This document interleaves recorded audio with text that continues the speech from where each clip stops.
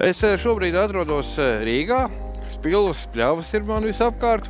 Bet, protams, stāsts būs par dzelzceļu un par Rīgas Bolderājas dzelzceļu, kas ir viens no tādiem interesantākajiem un netipiskākajiem dzelzceļiem Latvijā. Tā garums ir 11 kilometrus, bet būvēts tas ir kā atsevišķa dzelzceļa līnija, to skaitā arī pirmais pastāvīgais tilts pār Daugavai ir uzbūvēts saistībā ar šo dzelzceļu.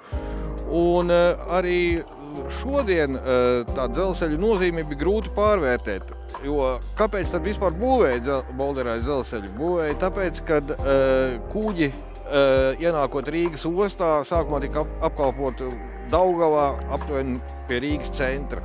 Protams, ka tas bija arvien apgrūtinošāk vairāku apstākļu pēc, un viens no iemesliem bija arī tas, ka kuģi ar lielāku kuriem ir nepieciešams lielāks dziļums, tie nevarēja ienākt Daugavā tik augstu, un tāpēc bija nepieciešams izbūvēt jaunu ostu un nodrošināt, ka uz dzelzceļa vagoniem tiek pārkrauti arī liels tonāžas kuģi.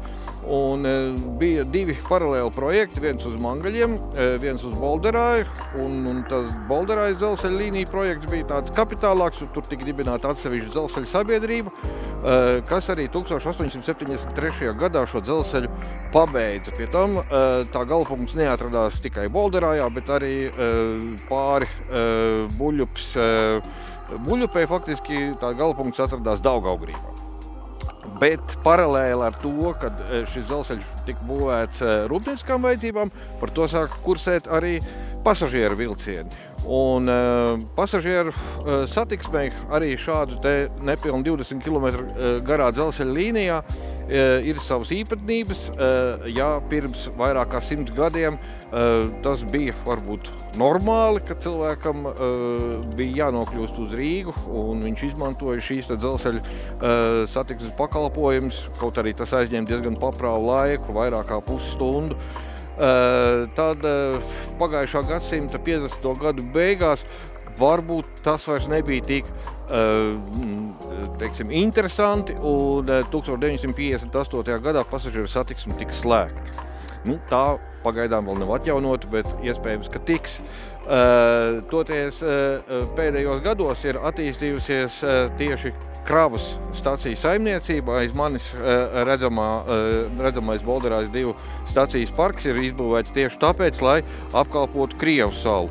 Un šeit no šī parka ir izbūvēts speciāls savienojošais dzelzceļš aptuveni 3 km garumā, kura galapunkts ir Krievu salā, un tur arī ir izbūvēta atsevišķa dzelzceļa stacija.